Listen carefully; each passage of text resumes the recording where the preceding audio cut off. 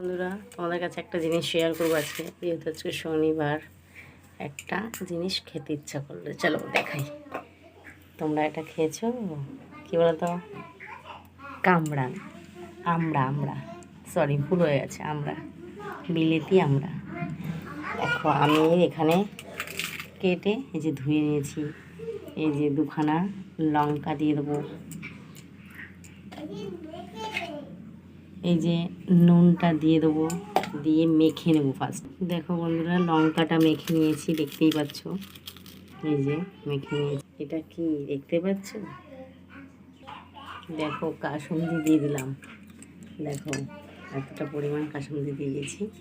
যে উপর খাবে, 4-5টা দানা চিনি দিয়ে দেবো, দিয়ে মেখে নেবো। বুঝেছো?